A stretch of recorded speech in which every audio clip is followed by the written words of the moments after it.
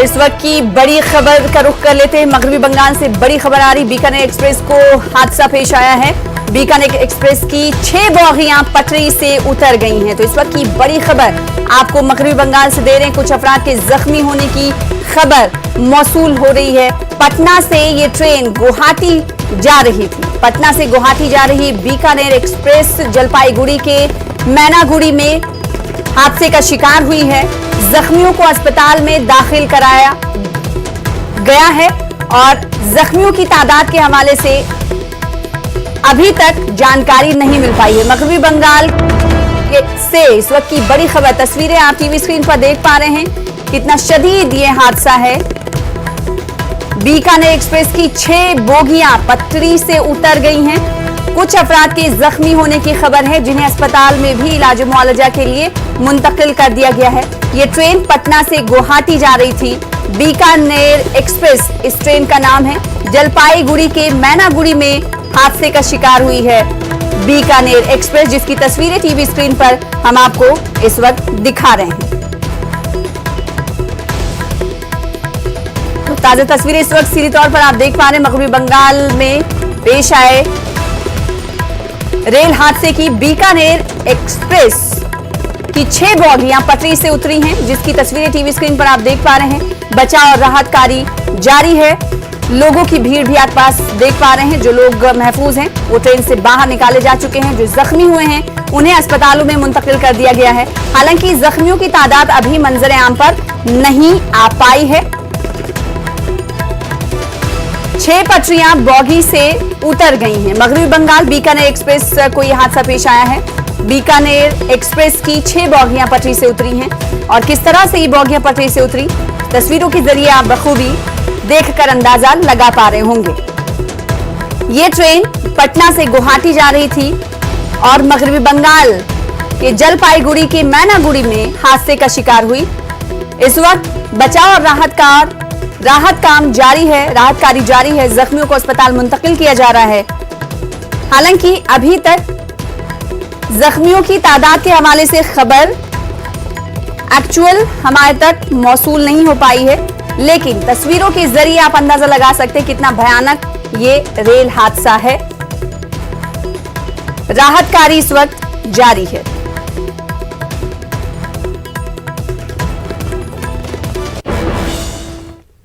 उस्मानिया अस्पताल के 69 डॉक्टर्स और मेडिकल स्टूडेंट्स कोरोना से मुतासिर हुए हैं। उस्मानिया अस्पताल में पिछले 3 दिनों से कोरोना के मरीजों की तादाद में इजाफा हुआ है।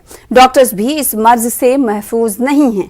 कोरोना से मुतासिर होने वालों में 10 पीजी के स्टूडेंट्स, 20 अंडर पोस्ट ग्रेजुएट्स के students, 1 associate professor, 3 assistant professor और 35 हाउस सर्जन कोरोना से मुतासिर हुए हैं। इन तमाम को क्वारंटाइन कर दिया गया है।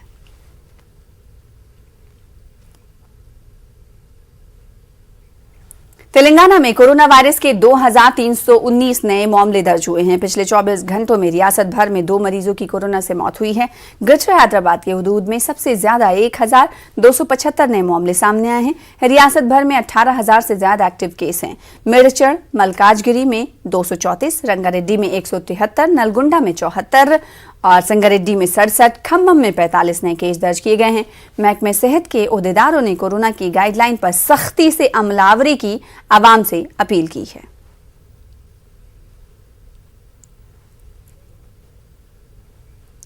फर्टिलाइजर्स की कीमतों में इजाफे पर रियासती वजीर ई दियाकर राव ने मरकज पर सख्त तनकीद की है। उन्होंने कहा कि तेलंगाना हुकूमत ने किसानों की फलाह बहबूद के लिए कई स्कीमें शुरू की हैं। मरकजी हुकूमत किसानों को मुश्किलात में मुब्तला कर रही है।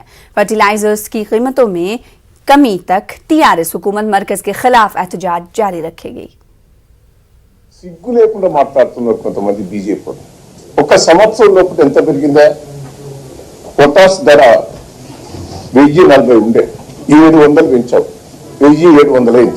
28 1725 ఉండే దాన్ని 2000 చేసావు, 1900 చేసావు. 1435 1700 ఉందని 2000 చేసావు. 24 18 1550 దాన్ని 1900 చేశావు. ఇప్పటికైనా కేంద్రం దిగి రావాలి. రైతులకు ప్రతి దాంట్లో గిట్టుబాటు ధర నిర్ణయించాలి. ప్రతిది కొనాలి. రైతుకు సంబంధించిన పెట్రోల్ డీజిల్ కానీ ఎరువులు కానీ రైతులకు సంబంధించిన వాటిని మొత్తం గతంలో ఎట్లున్నాయో బీజేపీ ప్రభుత్వం రాకముందు ఎట్లున్నాయో దాన్ని తగ్గించే ఏర్పాటు చేయాలి. బండి సంజయ్ ఏమన్నదానే మనం మాట్లాడేది దమ్మున్నదా? కేసీఆర్ మీద కేటీఆర్ మీద చెయ్యి చూపెట్టు మెయిన్గా కొట్టేది. బీజేపీ పార్టీని ప్రజలు ఉరికించి కొట్టే రోజు వస్తుంది. आगे बढ़ेंगे। कांग्रेस पार्टी की रुकनीत हासिल करने वालों को 2 लाख रुपए का इंश्योरेंस दिया जाएगा। गांधी भवन में मुनक्किदा प्रेस कॉन्फ्रेंस के दौरान तेलंगाना पीसीसी चीफ रेवंत रेड्डी ने ये बात कही। उन्होंने कहा कि न्यू इंडिया इंश्योरेंस कंपनी के साथ मुआहदा हुआ है। కంపెనీ లిమిటెడ్ తోటి మా పార్టీ సభ్యత్వాలకు సంబంధించి కాంగ్రెస్ పార్టీ కార్యకర్తలకు పార్టీలో నమోదు చేసుకున్న పార్టీ సభ్యులుగా చేరిన వాళ్లకు ప్రమాద బీమా పథకాన్ని ఒప్పందం చేసుకోవడం జరిగింది. దానికి సంబంధించి ఈరోజు new India insurance company limited తోటి కాంగ్రెస్ పార్టీ ఒప్పందం చేసుకున్నది. ఈ రోజు కాంగ్రెస్ పార్టీ కుటుంబానికి కాంగ్రెస్ పార్టీలో చేరే సభ్యులకు ఒక రక్షణ ఒక భద్రత కల్పించాలన్న ఆలోచనతోటి దేశంలోనే మొదటి రాష్ట్రంగా కాంగ్రెస్ పార్టీ తెలంగాణలో 2 లక్షల రూపాయల ప్రమాద బీమా కాంగ్రెస్ పార్టీ కార్యకర్తల కోసం ఒప్పందం చేసుకోవడం జరిగింది. ఈ ఒప్పందం ఏప్రిల్ 1, 2022 సంవత్సరం నుంచి మొదలయ్యి 31 మార్చి 2023 సంవత్సరం వరకు 1 సంవత్సరం మొత్తం ఈ ఒప్పందం అమలులో ఉంటుంది. కాబట్టి ఈ రోజు రాష్ట్ర స్థాయిలో డిజిటల్ సభ్యత్వ నమోదు కార్యక్రమాన్ని కాంగ్రెస్ పార్టీ నాయకులు నమోదు ప్రక్రియ ప్రారంభించారు. ఇప్పటి వరకు దాదాపుగా 7 లక్షల క్రియాశీలక సభ్యులు డిజిటల్ సభ్యత్వ నమోదులో నమోదు చేయించుకున్నారు. 30 లక్షల మంది క్రియాశీలక సభ్యత్వాలు నమోదు చేయించడం ద్వారా ఈ రాష్ట్రంలో కాంగ్రెస్ పార్టీని బలోపేతం చేసి పేదలకు ప్రజలకు అందుబాటులో ఉండి ఆదర్శవంతమైన సేవలను అందించాలన్న ఆలోచనతోటి కాంగ్రెస్ పార్టీ కార్యక్రమాన్ని తీసుకొని ముందుకు వస్తుంది. उधर तेलंगाना कांग्रेस पार्टी के सीनियर लीडर हनुमंत राव ने वजीर आजम नरेंद्र मोदी पर मुल्क की अवाम को धोखा देने का इल्जाम आयद किया। उन्होंने कहा कि सालाना 2 करोड़ रोजगार देने का वादा पूरा नहीं हुआ है।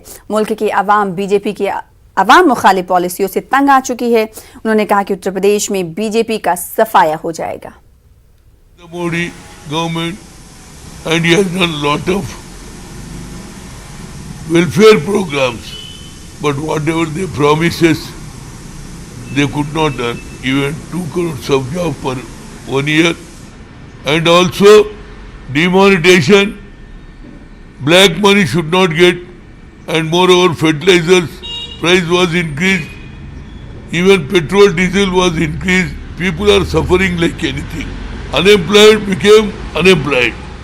People below poverty line was increasing in this government. That's why in Uttar Pradesh elections, everybody was run away from BJP to SP party. Only their propaganda is going on, but BJP will not survey.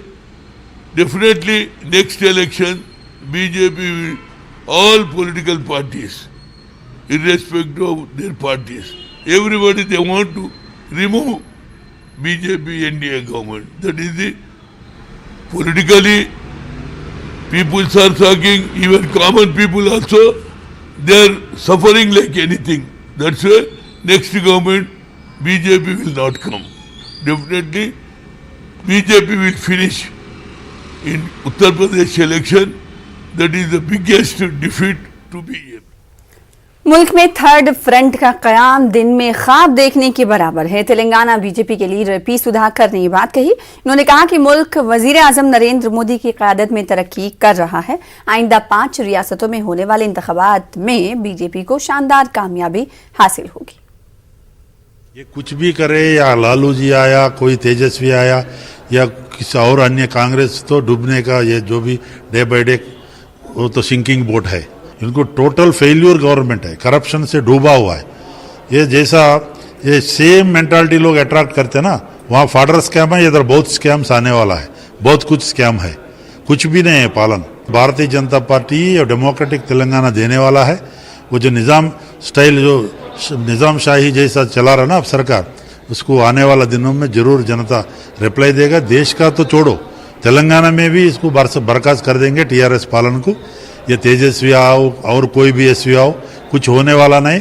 UP से लेकर सभी 5 राज्य में जरूर नरेंद्र मोदी जी का नेतृत्व में हम लोग इन लोग कितना भी बदनामी का लैंग्वेज बात करें, कुछ भी बात करें, एक मंत्री गया वो सब कुछ जाएंगे, ये तो नेचुरल है पॉलिटिक्स में। उनको क्या चाहिए कि क्या है कि वो मंत्री क्यों गए, वो एक मंत्री गए तो 10 मंत्री तैयार हो जाएंगे भारतीय जनता पार्टी में, ऐसा नहीं है। ये वो सपना देख रहा है, ये सपना ही रहेगा। आगे बढ़ेंगे। मजलिस इत्तेहादुल मुस्लिमीन के रुकन कानून साज कौंसिल अमीनुल हसन जाफरी तेलंगाना कानून साज कौंसिल के अबूरी सदर नशीं मुंतखब हुए हैं। अमीनुल हसन जाफरी पिछले 12 साल से एमएलसी हैं। पिछले साल जून से ओहदा खाली था। गवर्नर तमिलिसाई सुंदरराजन ने सैयद अमीनुल हसन जाफरी के नाम को मंजूरी दे दी, जिसके बाद हुकूमत ने सरकारी गेजेट जारी किया। आज उन्होंने अपने ओहदे का जायजा लिया। अमीनुल हसन जाफरी नए मुस्तकिल सदर नशीं के इंतखाब तक अबूरी सदर नशीं कानून साज कौंसिल अपनी खिदमात अंजाम देते रहेंगे।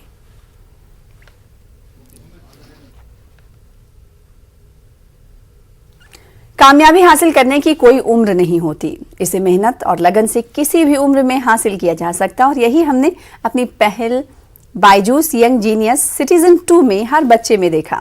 आइए एक नजर डालते हैं ऐसी होनहार टैलेंटों पर जो पहले एपिसोड में दिखाए जाएंगे। पापा मुझे किक बॉक्सिंग करनी है। पापा प्लीज मुझे किक बॉक्सिंग करनी है। पापा मुझे किक बॉक्सिंग करनी है बस। पीछे मेरे अंधेरा आगे अंधी आंधी है, मैंने ऐसी आंधी में दिया जलाया है। मेरा नाम पजोल इस्लाम है एंड मैं कश्मीर से बिलोंग करती हूँ। मैं 14 साल की हूँ एंड मैं 2 times world kick boxing champion हूँ। तगड़े ओए तगड़े ढड्डे सूरमा, सोने ओए सोने सट्टे सूरमा। सबसे बड़ी प्रॉब्लम थी कि सोसाइटी बाकी लोग उन दिनों कहते थे कि गर्ल को शादी करना, झाड़ू पोछा मारना बस दूसरे घर में। मुझे भी बहुत ज्यादा ताने उनके टॉन्ट जो देते थे फेस करना पड़ा, बट हार नहीं मानी।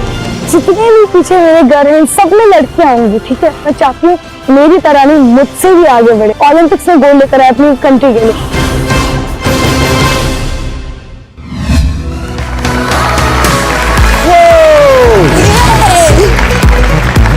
हेलो तजमुल, अरे बाप रे। मेरा नाम हरमनजोत सिंह है, मैं 14 इयर्स ओल्ड हूँ। कंप्यूटर प्रोग्रामिंग सीखने के बाद मैंने अपना सबसे पहला एप्लीकेशन बनाया जिसका नाम था रक्षा वुमेन सेफ्टी ऐप।